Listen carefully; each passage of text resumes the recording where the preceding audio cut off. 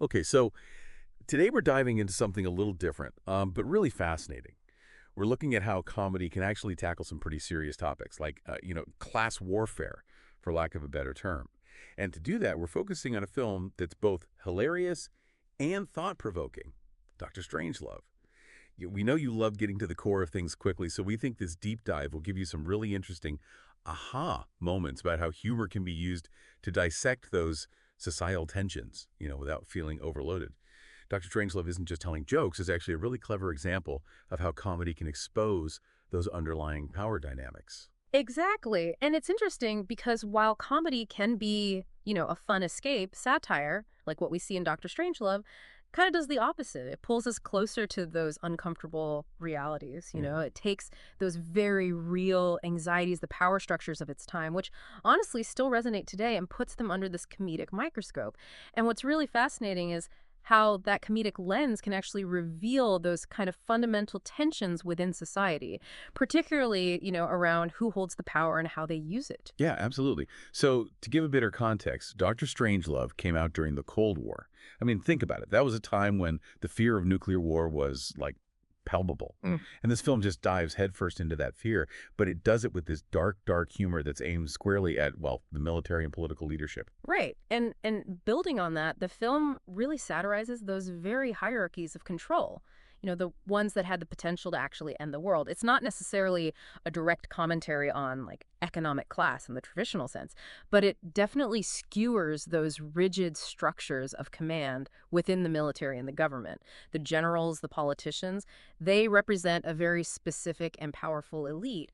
And their actions, at least how they're portrayed in the film, become the core targets of the humor. And it makes you think, isn't the sheer absurdity of unchecked authority, wherever it comes from, a form of societal conflict in itself? This like struggle between those with immense power and, well, everyone else subject to their decisions. And here's what I find really Yeah. interesting. The film's humor is so dark, so pointed. I mean, you think about those situations, the dialogue, it's like so incredibly quotable, and it's all crafted to highlight just how ridiculous, how absurd the whole thing is. You laugh, but there's this definite edge to it, like something isn't right. That's the genius of it, right? And another key aspect is the purpose behind that wit. It's not just about getting laughs, it's this potent tool for social commentary.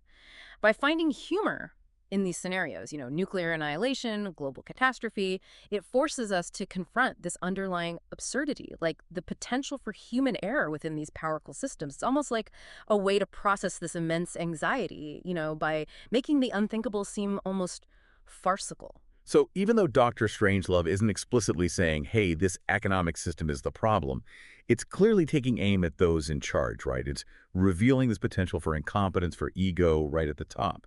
Could we maybe see this as a commentary on, like, the inherent disparity between the immense power held by a few and their very human Right. and often flawed judgment? Absolutely, that's a crucial point.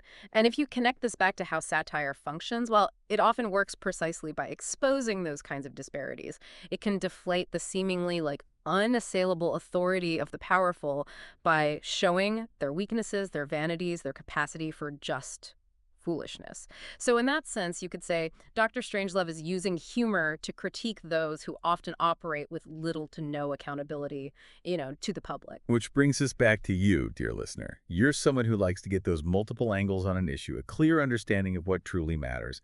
And satire offers this unique and often incredibly effective perspective on complex problems. It can bypass the usual political spin and present things in a way that really sticks with you, that sparks real insight. Absolutely. And considering you, the listener, you like to get to the heart of things quickly but thoroughly, well, analyzing a film like Doctor Strangelove becomes incredibly valuable. It's like a concentrated shot of social critique, but delivered in this really engaging, memorable format. You absorb these critical observations almost effortlessly. You don't have to wade through tons of dense academic analysis to get it. Now, we also wanted to consider that mood, right? Yeah. A soft, light look at how pain feels big but is beatable with humor and insight.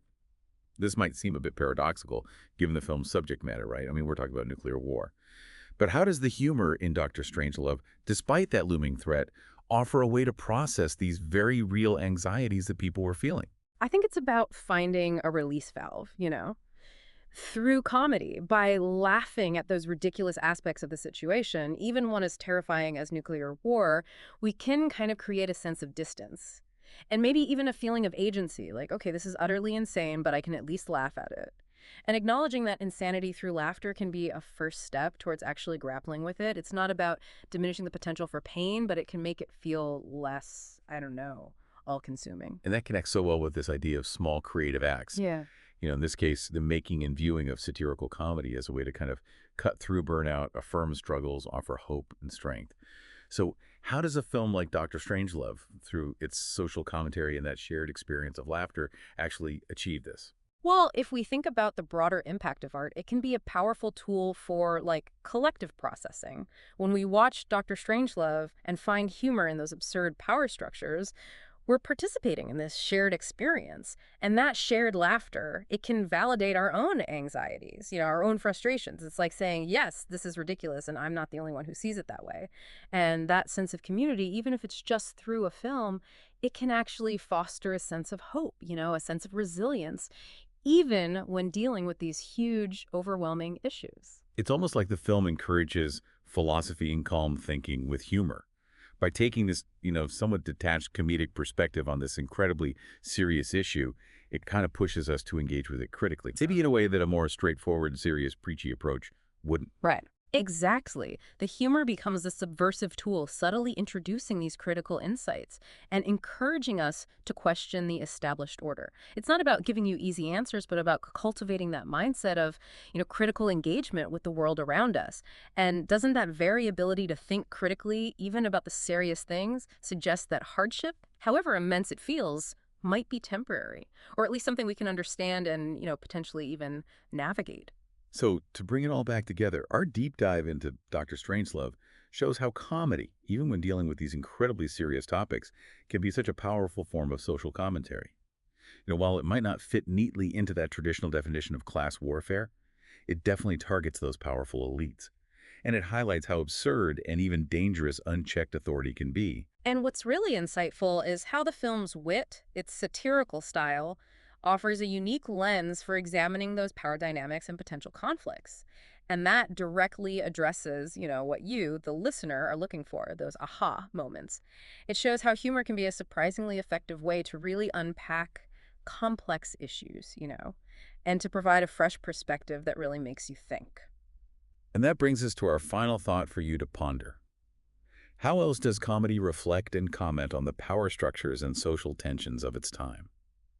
Can humor be a valuable tool, not just for understanding, but for actually coping with these complexities? Think about other comedies that have tackled serious social issues. What unique insights do they offer? It's something to really chew on, isn't it? Definitely. Well, that's our deep dive for today. Thanks for joining us. We'll catch you next time. See ya.